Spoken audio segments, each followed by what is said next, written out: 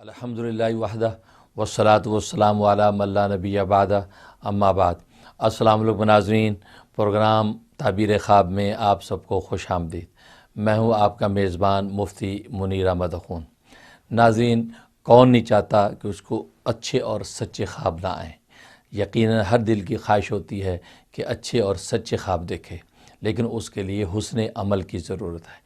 آج ہم جس حسن عمل پر بات کریں گے وہ ہے تلاوت قرآن کریم، اس لیے کہ قرآن کریم کی تلاوت بہت عظیم الشان عبادت ہے۔ خود سرکار دو عالم صلی اللہ علیہ وسلم کا ارشاد ہے کہ جس نے قرآن کریم کی تلاوت نماز کی حالت میں کھڑے ہو کر کی تو اس کو ہر ایک حرف پر 100 نیکیاں عطا کی جاتی ہیں، اور اگر جو ہے وہ حالت نماز میں بیٹھ کر قرآن کریم کی تلاوت کی تو اس کو ہر حرف پر 50 نیکیاں ملتی ہیں، اور اگر خارج نماز میں کھڑے ہو کر قرآن کریم کی تلاوت کی تو ہر حرف پر 25 نیکیاں ملتی ہیں، اور اگر جو ہے وہ خارج نماز میں بیٹھ کر قرآن کریم کی تلاوت کی تو ہر حرف پر 10 نیکیاں ملتی ہیں۔ اور 10 نیکیوں کی روایت مشہور ہے کہ جیسے عبداللہ ابن مسعود رضی اللہ تعالیٰ سے روایت ہے کہ خود سرکار دو عالم صلی اللہ علیہ وسلم کا ارشاد ہے کہ قرآن کریم کے ایک حرف پر 10 نیکیاں ملتی ہیں، اور میں یہ نہیں کہتا کہ الف لام میم ایک حرف ہے، بلکہ فرمایا الف حرفن، لام حرفن، میم حرفن، گویا کہ یہ 3 حرف ہیں، اور 3 حرفوں پر 30 نیکیوں کی ضمانت خود سرکار دو عالم صلی اللہ علیہ وسلم نے دے دی۔ اور حضرت حکیم الامت مجدد ملت مولانا اشرف علی تھانوی رحمہ اللہ تعالیٰ فرماتے ہیں کہ الف لام میم پر ایک روایت کے مطابق 90 نیکیاں ملتی ہیں، اس لیے کہ بندہ جب الف پڑھتا ہے تو اصل میں 3 حرف اس کی زبان سے نکلتے ہیں، ایک الف، دوسرا لام اور تیسرا فا، تو یہ 3 حرفوں پر 30 نیکیاں ملتی ہیں۔ اور جب وہ لام بولتا ہے تو 3 حرف اس کی زبان سے نکلتے ہیں، لام، الف اور میم، تو 30 نیکیاں ملتی ہیں۔ اور جب وہ کہتا ہے میم تو اس پر 3 جو حرف اس کی زبان سے نکلتے ہیں، میم، یا اور میم، 30 نیکیاں، تو گویا کہ صرف الف لام میم پر 90 نیکیاں اللہ تبارک و تعالیٰ کی طرف سے عطا کی جاتی ہیں۔ اس لیے اس قرآن کریم کو اللہ تبارک و تعالیٰ نے جو مرتبہ اور عظمت عطا کی ہے، خود قرآن کریم میں فرمایا کہ لو انزلنا ھذا القرآن علی جبل لرأیتہ خاشعا متصدعا من خشیۃ اللہ، کہ اگر یہ قرآن کریم کو ہم پہاڑوں پر نازل کر دیتے تو اے محمد صلی اللہ علیہ وسلم تو دیکھتا کہ یہ پہاڑ اس کی ہیبت سے، خشیت سے ریزہ ریزہ ہو جاتے۔ تو حقیقت ہے قرآن کریم یہ اللہ تبارک و تعالیٰ کا کلام ہے، اور کلام الملوکی ملوک الکلام، بادشاہوں کا کلام کلاموں کا بادشاہ ہوتا ہے، اور یہ تو بادشاہوں کے بادشاہ کا کلام ہے، تو اس کی عظمت کا کیا عالم ہوگا۔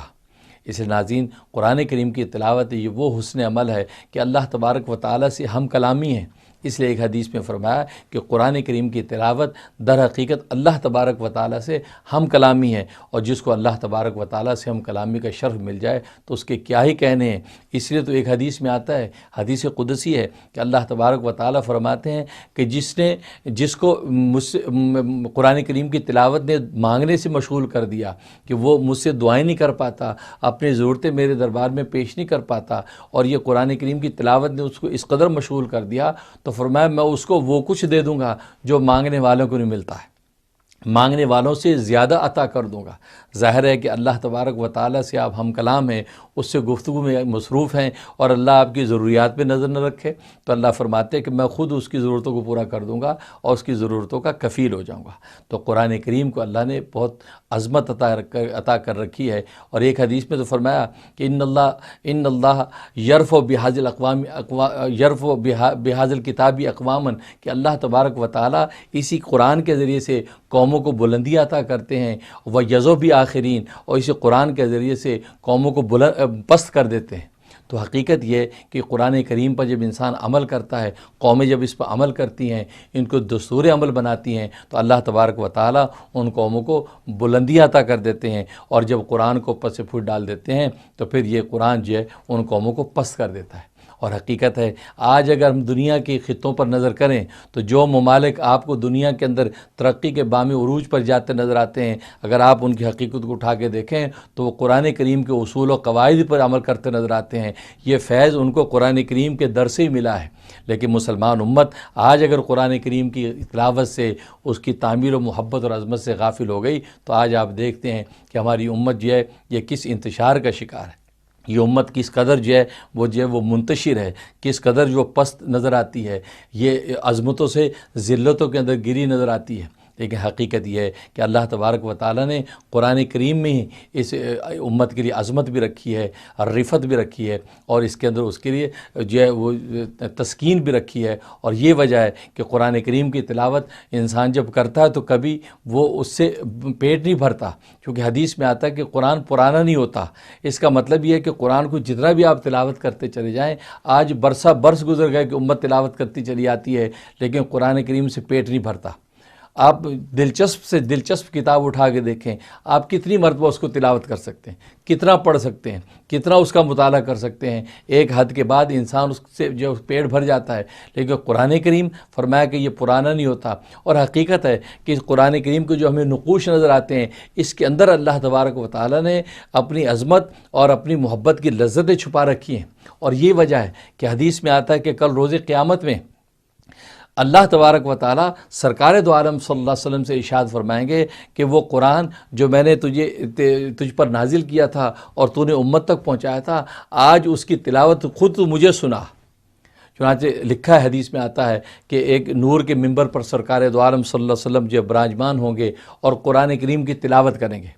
جب قرآن کریم کی تلاوت ہوگی تو صحابہ کرام رضوان اللہ علیہم اجمعین ایک دوسرے کو دیکھیں گے کہ یار یہ ایسا قرآن تو ہم نے سنا نہیں، یہ کیا قرآن ہے؟ تو ملائکہ کہیں گے قرآن وہی ہے جو دنیا کے اندر تم سنتے اور پڑھتے تھے، لیکن یہاں اللہ تبارک و تعالیٰ نے اس کے نقوش کے جو پردے ہٹا دیے ہیں، اندر کی جو حسن و جمال ہیں، اندر کی جو اس کے انوارات اور لذتیں وہ ظاہر ہو گئی ہیں، اسے تمہیں ایسا لگ رہا ہے کہ یہ عجیب و غریب کلام پہلی دفعہ ہم سن رہے ہیں۔ بالکل اسی طریقے سے آپ دنیا میں اس کا تجربہ کرتے ہیں، ایک آپ اپنے گھر میں قرآن سنیں، ایک ہے کہ مسجد میں سنیں، ایک ہے مسجد نبوی میں سنیں، سرکار دو عالم کے پہلو میں بیٹھ کے سنیں، ایک یہ کہ بیت اللہ کے اندر قرآن کریم کی تلاوت سنتے ہیں تو اس کا سماع ہی الگ ہو جاتا ہے۔ تو مقام دنیا میں بدل جائے تو قرآن کی تلاوت کو لطف اور عظمت الگ ہو جاتی ہے، جب مقام دنیا سے مقام آخرت میں تبدیل ہو جائے تو وہاں جب قرآن پڑھا جائے وہاں رب قرآن سامنے موجود، اور خود سرکار دو عالم صلی اللہ علیہ وسلم جن پر قرآن اترا وہ ترجمان قرآن ذات سامنے موجود، وہاں تلاوت کو جو لطف آئے گا تو صحابہ کرام بھی حیران ہو جائیں گے کہ ایسی لذت اور لطف کبھی دیکھا نہیں۔ تو حقیقت یہ ہے کہ قرآن کریم کے تلاوت کا اہتمام کریں، اور یہی وجہ ہے کہ جس وقت یہ امت قرآن کریم سے لگی ہوئی تھی، روزانہ کی تلاوتوں کا اہتمام تھا، امت کے رزق میں بھی برکت تھی، ان کے کاموں بھی انوارات تھے، اور آج ہماری حالت یہ ہے کہ برسہ برس گزر جاتے ہیں کہ قرآن کریم کی تلاوت کی توفیق نہیں ہوتی۔ اس لیے ناظرین روزانہ ایک آیت بھلے تلاوت کریں، لیکن قرآن کریم کو روزانہ تلاوت کریں، ایک آیت تلاوت کر کے جائیں، لیکن اللہ تبارک و تعالیٰ اسی کے اندر وہ لطف اور مزہ ڈال دیں گے۔ لکھا ہے کہ میرے والد نسبتی حضرت شہید اسلام مولانا محمد یوسف لدھیانوی قدس سرہ فرماتے ہیں کہ میرے والد صاحب چودھری اللہ بخش صاحب رحمۃ اللہ علیہ نے مجھے کہا کہ قرآن کریم کا درس دو، تو میں قرآن کریم کھول کے جو ہے اس کے ورگردانی کرنے لگا، تو انہوں نے پنجابی میں کہا کہ مولوی صاحب کی ٹول دے ہو، تو میں نے کہا میں مناسب کوئی مقام دیکھ رہا ہوں درس قرآن کے لیے۔ تو اس پر چودھری اللہ بخش صاحب نے فرمایا کہ مولوی صاحب ایک قرآن تو سارا گوڑی گوڑ ہے، جیڑے پاس منہ مارو میٹھا ہی میٹھا ہے۔ یہ قرآن تو سارا گوڑی گوڑا ہے، میٹھا ہی میٹھا ہے، جہاں سے کھاؤ گے مٹھاس ہی مٹھاس، تو اس لیے قرآن کھولو اور وہیں سے جو ہے وہ درس شروع کر دو۔ تو حقیقت یہ ہے کہ ناظرین قرآن پورا شہد کا پیالہ ہے، ایک قطرہ بھی اس کا میٹھا ہے اور ایک چمچ اور پورا پیالہ بھی میٹھا ہے۔ اس مٹھاس سے محروم ہونا یہ بہت بڑی محرومی ہے، لہٰذا آج سے یہ باندھ لیں کہ روزانہ بھلے ایک آیت تلاوت ہو لیکن قرآن کریم کی تلاوت کا اہتمام ہو، تو پھر دیکھو دنیا کے اندر اللہ تعالیٰ کیسا جنت کا مزہ عطا فرما دیں گے۔ اللہ سے دعا ہے کہ اللہ تبارک و تعالیٰ عمل کرنے کی توفیق عطا فرمائے، آمین یا رب العالمین۔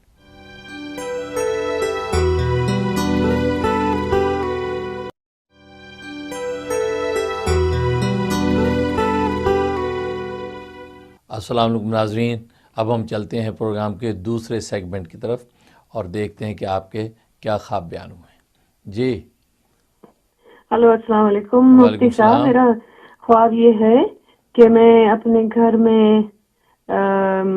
اچانک دیکھتی ہوں کہ کوئی لڑکا ہے اور وہ بھاگتا بھاگتا میرے کمرے کی دیوار سے چھلانگ لگا دیتا ہے، تو میں گھبرا کے اٹھ کے بیٹھ جاتی ہوں کہ کیا ہوا، پھر اپنے بچے کو دوسرے کمرے میں اور میرے میاں دوسرے کمرے میں سوئے ہوئے ہوتے ہیں، تو میں جا کے دیکھ کے آتی ہوں سب ٹھیک ٹھاک ہے. پھر میں سو جاتی ہوں. پھر فجر کے ٹائم پہ دوبارہ مطلب خواب آتا ہے. اس میں اپنے میاں کے ساتھ ہی کھڑی ہوں. تو میں اس کو یہ کہہ رہی ہوں کہ ارے ارے یہ کون ہے کون ہے. تو میرا بیٹا ہے آگے, اس کے پیچھے ایک چھوٹی بچی چلتی ہوئی آ رہی ہے. تو میں یہ خواب دیکھتی ہوں تو اٹھ کے بیٹھ جاتی ہوں کہ یہ کون تھا بچہ, مطلب لڑکی ہے چھوٹی. تو اب مجھے سمجھ نہیں آ رہا, یہ میں نے خواب فجر کے وقت دیکھا ہے, اور اس کی تعبیر اگر آپ بتا دیں تو بہت بہت شکریہ. اللہ حافظ. بہت شکریہ. اس خواب کا مطلب یہ ہے کہ کوئی اسیبی چیز ہے جو آپ کے بچے کے پیچھے لگی ہوئی ہے, اور ہو سکتا ہے اس کی وجہ سے آپ کے بچے کے کاموں میں رکاوٹ پیدا ہو, پیچیدگی پیدا ہو. اس لیے آپ ایسا کریں کہ 21 مرتبہ سورۃ والناس پڑھ کے اپنے بچے پہ دم کیا کریں, اور پانی دم کر کے پورے گھر میں چھڑکا کریں, اور 21 دن یہ عمل کر لیں. انشاءاللہ اگر کوئی بھی شیطانی ایسی بھی چیزیں ہوں گی گھر میں تو وہاں سے دفع ہو جائیں گی, اور ہر طرح کی عافیت ہو جائے گی. جی نیکسٹ. السلام علیکم حضرت. وعلیکم السلام. میں لانگ آئلینڈ نیو یارک سے بول رہا ہوں. میں نے جی خواب دیکھا تھا کہ میں اور میرے بڑے بھائی ان کے کمرے میں بیٹھے ہوئے باتیں کر رہے ہیں, اور میرے بڑے بھائی جو ہے مجھ سے کہتے ہیں کہ تم نے اپنا جادو نہیں سیکھ کروانا, اتنا جادو کیا ہے تمہارے اوپر. میں کہتا نہیں میرے کو کوئی جادو نہیں تھا, جادو اتر چکا ہے, ٹھیک کروا چکا ہوں میں. ہم کیونکہ ہم گئے تھے عامل کے پاس, انہوں نے ہیلپ کی تھی ہماری. تو بھائی کہتا اچھا چلو ٹھیک ہے کوئی نہیں. تو وہ جو ہے وہ قرآن پڑھنے لگ جاتا ہے, اور میں دیکھ رہا ہوں کہ وہ قرآن پڑھ رہا ہے. اچانک جس سے وہ قرآن پڑھ رہا ہے میرے اندر کوئی چیز کی تاری ہو گئی ہے, اور میں اپنے بھائی کو نا بھی بڑی مارنے کی کوشش کر رہا ہوں, اٹیک کر رہا ہوں جس طرح اس سے. کافی کوشش کی میں اسے مارنے پہ, کوئی چیز میرے اندر بس تاری ہو گئی تھی, میرے پاس کوئی کنٹرول نہیں تھا. کوئی چیز میرے اندر اس کے میرے پر ٹو کنٹرول, اور میں اپنے بھائی کو مارنے کی کوشش کر رہا ہوں, بڑی پکڑ رہا ہوں اس کو. لیکن خیر شکر ہے اس کے آگے کچھ نہیں ہوا, اور جو ہے پھر میری آنکھ کھل گئی, اور میرے دل میں خیال ہے کہ اچھا میرے پر جادو ہے بھی, اور یہ ٹھیک کرانا ہے مجھے, لیکن مجھے کوئی پتہ نہیں کہ کس طرح اور کہاں. تو خیر اگر آپ اس کی تعبیر بتا دیں تو بڑی مہربانی ہوگی. السلام علیکم. بہت شکریہ. خواب بالکل واضح ہے. اس کا مطلب یہ کہ واقعی آپ پر جادو کا اثر ہے. آپ کے کاموں میں یا آپ کی صحت کے حوالے سے کوئی ایشوز ہیں, اس کا مطلب ہے کوئی شخص جادو کر رہا ہے جس سے آپ کو تکلیف پہنچ رہی ہے. لہذا آپ کسی دیندار عامل سے رابطہ کر کے اپنے جادو کا علاج کریں. اور فی الحال آپ ایسا کریں کہ 19 مرتبہ آیت الکرسی, روزانہ 19 مرتبہ آیت الکرسی مغرب کے بعد پڑھ کے بدن پہ دم کریں, اور پانی پہ دم کر کے پانی پی لیا کریں. 41 ڈیز بلا ناغہ یہ کر لیں, انشاءاللہ کسی بھی قسم کے برے گندے اثرات ہوں گے اس سے نجات ہو جائے گی. اور موقع دیکھ کے آپ باقاعدہ تشخیص کروا کے علاج کر لیں, انشاءاللہ آپ کو ہر طرح عافیت ہو جائے گی. جی نیکسٹ. السلام علیکم حضرت. میں کینیڈا سے بات کر رہی ہوں, اور میری دوست نے میرے لیے خواب دیکھا ہے جس میں انہوں نے یہ دیکھا ہے حضرت کہ کم و بیش وہ میرے گھر کے حالات جانتی ہیں. تو انہوں نے یہ دیکھا کہ ایک صاف ستھرا سا گھر ہے, اس میں 3 بڑے بڑے کمرے ہیں. ایک کمرہ ہے, سب کمروں میں چاندنیاں بچھی ہوئی ہیں, اور ایک کمرہ ہے جو جس میں گاؤں تکیے رکھے ہیں. تو اس میں میرے سسر بھی بیٹھے ہوئے جو کہ اب اس دنیا میں نہیں ہے, اور میرے ایک دیور ہیں جو وہاں بیٹھے ہوئے ہیں, اور وہ کافی میری والدہ کا بہت کام کرتے ہیں پاکستان میں. تو مجھ سے کہتی ہیں کہ یہ, میں نے ان سے کہا کہ یہ ہیں میرے دیور جو میری امی کا بہت کام کرتے ہیں. تو کہیں گی ہاں دیکھیں ان کے چہرے پہ کس قدر نور ہے, اور مگر نا ان کی ایک آنکھ ہے اور ایک آنکھ نہیں ہے ان کی. اور جیسے ان کا حلیہ ہے ماشاءاللہ, داڑھی ہے بہت بڑی سی سفید اور کالی, اس طرح بتایا انہوں نے مجھے. اور میری ایک بیٹی ہے جس کی ابھی شادی نہیں ہوئی ہے. وہ کہتی ہیں کہ وہ تمہاری بیٹی آئی ہے, اور اس کے ساتھ بچہ بھی ہے چھوٹا سا, اور یہ مطلب جیسے اس کی شادی ختم ہوگی تو اس لیے وہ وہاں آئی ہوئی ہے. تو ہم سب لوگ بہت پریشان بیٹھے رہیں گے, یہ اس کے ساتھ ایسا کیوں ہو گیا. تو حضرت ایک تو یہ خواب ہے, اور دوسری آپ کا پروگرام بہت اچھا ہے. ہم لوگ کو اتنا ماشاءاللہ اچھا لگتا ہے آپ کا پروگرام دیکھ کر, اور آپ پروگرام کی تعبیر بتاتے ہیں, اور ہم لوگوں کے علم میں بھی اضافہ ہوتا ہے. اور اللہ تعالیٰ آپ کو اس کی جزائے خیر دیں. اتنا بہترین آپ ماشاءاللہ پروگرام کر رہے ہیں کہ یہاں پہ ان ملکوں میں رہتے ہوئے اتنی ہم لوگوں کو پریشانی ہوتی ہے, لیکن اللہ تعالیٰ آپ کو اس کی بہت جزائے خیر دے. حضرت دعا میں ہم لوگ سب کو یاد رکھیے گا. السلام علیکم. بہت شکریہ. سب سے پہلے آپ کی محبت کا شکریہ. اللہ تبارک و تعالیٰ آپ کی محبت کو قبول فرمائے. آپ کا حسن زن اللہ حقیقت سے بدلے. واقعی مجھے اس قابل کر دے کہ میں سرکار دو عالم صلی اللہ علیہ وسلم کی امت کی خدمت کر سکوں، اشاعت دین، دفاع اسلام اور خدمت خلق کی دولت سے مالا مال رہوں، اور آپ حضرات جو مسائل مجھ سے شیئر کرتے ہیں ان کا اچھا اور سچا جواب آپ کو دے سکوں. اور باقی آپ نے جو خواب دیکھا ہے وہ، اور اپنے دیور کے چہرے پہ جو نور کی بات ہے، یہ اس کا مطلب وہ خدمت کا نور ہے. اللہ نے ان کی خدمت کو قبول کیا ہے اور ان کو ظاہری باطنی نور عطا کریں گے. اور ایک آنکھ نہ ہونے کا مطلب ہے کہ ان کی جو محنت اور مشقت ہے اور آپ کی والدہ کے حوالے سے جو بھی وہ خدمت کے حوالے سے نگرانی کرتے ہیں وہ بھی اللہ تبارک و تعالیٰ کے ہاں قبول و منظور ہے، اور اللہ ان کو دنیا آخرت میں درجات عالیہ عطا کریں گے. آپ حضرات بھی شکرانے کے طور پہ 2 رکعت نماز شکرانہ ادا کریں اور حسب توفیق صدقہ دے دیں، انشاءاللہ خیر ہی خیر رہے گی. جی السلام علیکم. میرا نام وعلیکم قاسم ہے، السلام. میں نیویارک سے کال کر رہا ہوں. جی مجھے جی اپنا خواب پوچھنا تھا کہ ایک دفعہ خواب دیکھا کہ میں مکہ مکرمہ میں ہوں اور خانہ کعبہ کے ساتھ کھڑا، خانہ کعبہ کے سامنے کھڑا ہوں اور حضرت جی مفتی منیر اخون صاحب میرے ساتھ کھڑے ہیں. یہ خواب دیکھا تھا میں. اس کی تعبیر بتائیے گا. بہت شکریہ، بہت شکریہ. ماشاءاللہ آپ نے بہت خوبصورت اور بہت سعادت والا خواب دیکھا ہے، اور بالکل انشاءاللہ اللہ اس کو سچا کریں. واقعی ہم دونوں جو ہے خانہ کعبہ کی دیوار کے ساتھ کھڑے ہوں اور حرمین شریفین کی زیارت نصیب ہو، حاضری نصیب ہو. اللہ تعالیٰ برکت عطا فرمائے. مبارک خواب ہے. آپ کی بھی عبادتیں قبول ہیں، اور مجھے آپ نے وہاں دیکھا. انشاءاللہ میری بھی جو بھی ادنا ٹوٹی پھوٹی عبادتیں ہیں ان کی بھی قبولیت کا اشارہ ہے. اور اللہ سے دعا کرتا ہوں کہ اللہ تبارک و تعالیٰ سرکار دو عالم صلی اللہ علیہ وسلم کا سچا نظر کرم عطا فرمائے. تو ناظرین، اب ہم دیکھتے ہیں کہ آپ کی ای میل میں کیا خواب بیان ہوئے ہیں. یہ کہہ رہے ہیں کہ میں نے خواب میں دیکھا میں بازار جا رہی ہوں اپنی بیٹی کے ساتھ. دیکھا کہ دائیں طرف ایک سیڑھی ہے جس پر سب لوگ چڑھ رہے ہیں. میں نے پوچھا اوپر کیا ہے، تو بتایا کہ کسی بابا کا مزار ہے. تو میں بھی اوپر جانے لگی تو دیکھا کہ ایک آدمی اوپر جانے کے پیسے لے رہا ہے. تو میرے پاس پیسے نہیں تھے، اس لیے واپس آ گئی. دوسرے دن بھی ایسا ہی ہوا، مگر میں کوشش کر کے اوپر چلی گئی. دیکھا کہ اوپر 3 مزار ہیں. ایک قبر کا منہ کھلا تھا اور ان بزرگ کے سفید بال اور داڑھی ہے. وہاں مجھے میری والدہ مرحومہ دکھائی دیں جو مجھے کہیں لے جانا چاہ رہی تھیں. جب میں وہاں سے جانے لگی تو بزرگ کروٹ لینے لگے تو میں ڈر گئی. تو اسی کے ساتھ اور امی کے ساتھ جانے لگی تو دیکھا کہ وہاں چھوٹی چھوٹی نہریں ہیں اور چھوٹے چھوٹے خوبصورت شہر کی طرح ہیں. پلیز تعبیر بتا دیں. ماشاءاللہ بہت ہی خوبصورت خواب دیکھا ہے کہ ظاہر ہے کہ آپ جس اللہ والے کے مزار پہ گئی ہیں تو اس مزار کی انوارات برکات آپ کو ملیں گے. آپ اتباع شریعت اور اتباع سنت کے مطابق ان اولیاء کاملین کے لیے ایصال ثواب کریں. سورہ فاتحہ 1 مرتبہ 3 دفعہ قل هو اللہ پڑھ کے بخشیں. ان کی روحانی توجہات آپ کو نصیب ہوں گی.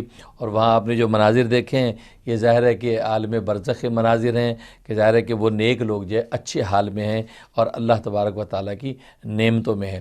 تو باقی آپ کی والدہ کے لیے بھی آپ ایصال ثواب کریں تو معلوم یہ ہوتا ہے کہ والدہ کی روحانی توجہ سے بھی آپ کو فائدہ ہوگا. یہ کہتے ہیں کہ میں اپنی والدہ کے ساتھ عمرے پر جا رہی ہوں. ایئرپورٹ پر ہماری ملاقات اپنی آنٹی سے ہوتی ہے جنہوں نے برقع پہنا ہوا تھا. میری قمیض چھوٹی تھی. میں اپنی امی سے کہتی ہوں کہ مجھے بھی برقع خریدنا ہے. ہم ایئرپورٹ کی دکانوں پر برقع ڈھونڈتے ہیں لیکن سارے برقعے بہت چھوٹے ہوتے ہیں، گھٹنوں سے اوپر تک. میں ایک برقع $30 کا خریدتی ہوں. پھر ہم جہاز پر بیٹھتے ہیں جس میں 10 بہت بڑی بڑی VIP سیٹیں ہیں، باقی بہت تنگ ہوتی ہیں. میں اپنی امی سے کہتی ہوں وہ VIP سیٹیں ہمارے لیے لیتی ہیں. تو ماشاءاللہ اوورال خواب اچھا ہے. اس کا مطلب یہ ہے کہ آپ اگر اپنے دین پر عمل کریں گی اور نیک اعمال کی پابندی کریں گی تو اللہ تبارک و تعالیٰ دنیا کے معاملات آپ کے آسان کر دیں گے. اور یہ اشارہ ہے، اور ایسا لگتا ہے کہ آپ جو نیک اعمال میں فرائض و واجبات کی ادائیگی میں سستی کرتی ہیں، وہ سستی کو چستی سے بدلیں تو انشاءاللہ اللہ تعالیٰ دنیا میں بھی آپ کو راحت دیں گے اور آخرت میں بھی سرخرو ہوں گے. تو ناظرین، بالکل اسی طرح آپ کے بھی اگر کوئی خواب ہوں ہم سے شیئر کریں، ای میل کریں یا ہمیں کال کریں. انشاءاللہ آپ کے خوابوں کو ہم اگلے پروگرام میں شامل کریں گے. اور دعا گو ہیں کہ اللہ تبارک و تعالیٰ خوابوں کی حسین تعبیریں آپ کو عطا فرمائے اور دنیا اور آخرت آپ کے لیے آسان ہو جائے، اور سب سے بڑھ کر سرکار دو عالم صلی اللہ علیہ وسلم کا نظر کرم نصیب ہو. آمین یا رب العالمین.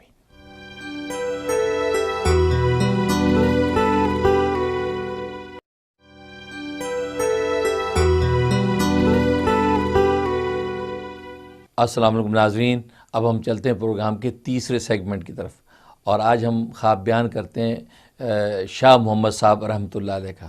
شاہ محمد صاحب رحمۃ اللہ علیہ یہ ہندوستان میں ایک بڑے ولی اور بزرگ گزرے ہیں۔ وہ خود بیان کرتے کہ میں نے خواب دیکھا کہ مجھے پتہ چلا کہ سرکار دو عالم صلی اللہ علیہ وسلم کی سواری آئی ہوئی ہے اور صحابہ کرام کی جماعت ساتھ ہے، تو سواری میرے آگے آگے چل رہی ہے، میں نبی پاک صلی اللہ علیہ وسلم تک پہنچنے کے لیے پیچھے دوڑ رہا ہوں۔ تو ابھی میں وہاں تک پہنچا نہیں کہ راستے میں نے ایک شخص کو دیکھا کہ وہ زمین پر جو دیکھ کے سنبھل کے چل رہا ہے، جیسے کوئی چیز تلاش کر رہا ہے۔ تو میں جب قریب پہنچا تو وہ حجت الاسلام مولانا محمد قاسم نانوتوی رحمۃ اللہ علیہ تھے۔ تو میں نے کہا مولانا آپ کیا ڈھونڈ رہے ہیں؟ چلیے جلدی سے، رسول اللہ کی سواری آگے جا رہی ہے۔ تو مولانا قاسم نانوتوی رحمۃ اللہ نے فرمایا نہیں بھائی، میں تو رسول اللہ کے قدموں کو ڈھونڈ کے ان کے قدم پر قدم رکھ کے چل رہا ہوں۔ انہوں نے کہا اس طرح تو آپ نہیں پہنچ پائیں گے۔ کہا کہ میاں جب بھی پہنچوں تم نے جانا تو جاؤ، میں تو رسول اللہ کے قدموں کو ڈھونڈ کے اس پر چلتا آؤں گا۔ یہ بات کہی تو شاہ محمد صاحب رحمۃ اللہ فرماتے ہیں کہ میں آگے دوڑ گیا تو وہاں ایک جگہ پر مجلس لگی ہوئی ہے، رسول اللہ صلی اللہ علیہ وسلم وہاں سٹیج پہ بیٹھے ہیں، صحابہ کرام کی جماعت ساتھ ہے۔ تو میں ہانپتا کانپتا جب وہاں مجلس میں پہنچا ہوں تو دیکھا کہ رسول اللہ صلی اللہ علیہ وسلم کے پہلو میں مولانا قاسم نانوتوی بیٹھے ہیں۔ فرمایا اس پر میری آنکھ کھل گئی، اور واقعی حقیقت یہ ہے کہ اتباع سنت کی دولت سے اللہ تبارک و تعالیٰ نے مولانا قاسم نانوتوی رحمۃ اللہ علیہ کو جو مقام عالی عطا کیا تھا اس کی کوئی نظیر نہیں ہے۔ اس قدر اتباع سنت کا اہتمام تھا کہ بے شمار ان کی زندگی کے واقعات ہیں کہ جو نبی پاک صلی اللہ علیہ وسلم کی سنتوں کو ڈھونڈ کے آپ جو اس پہ عمل کرتے تھے۔ جب مدینہ طیبہ جب تشریف لے جاتے تھے تو ننگے پاؤں پھرتے تھے، جوتا نہیں پہنتے تھے، اور جیسے جو ہے گنبد خضرا کو دیکھتے اس وقت سے جوتے اتار دیتے تھے، اور فرماتے تھے کہ مجھے شرم آتی ہے کہ میں جوتے پہن کے یہاں مدینہ طیبہ میں چلوں کہ کہیں جس جگہ پر رسول اللہ کے قدم پڑے ہوں وہاں قاسم نانوتوی کا گستاخ جوتا آ جائے، یہ مجھے گوارا نہیں ہے۔ یہ تو عاشقان مصطفیٰ جن کو اللہ تبارک و تعالیٰ نے عشق کی حقیقت عطا کر رکھی تھی۔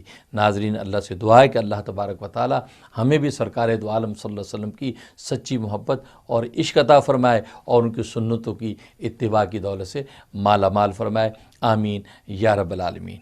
ناظرین، وقت پروگرام کا ختم ہوا چاہتا ہے، اب ہم آپ سے اجازت چاہتے ہیں۔ اگلے ہفتے تک کے لیے آپ اجازت دیجیے، اور آپ کے جو خواب ہوں وہ ہم سے شیئر کیجیے، کالز کیجیے، ای میل کیجیے۔ انشاءاللہ آپ کے خوابوں کی ہم تعبیر قرآن و سنت کی روشنی میں اور ماہرین کے اقوال کی روشنی میں پیش کریں گے، اور اللہ سے دعا گو ہیں کہ اللہ تبارک و تعالیٰ آپ کی پذیرائی کو اور ہماری اس ادنا کی محنت کو قبول و منظور فرمائے، آمین یا رب العالمین۔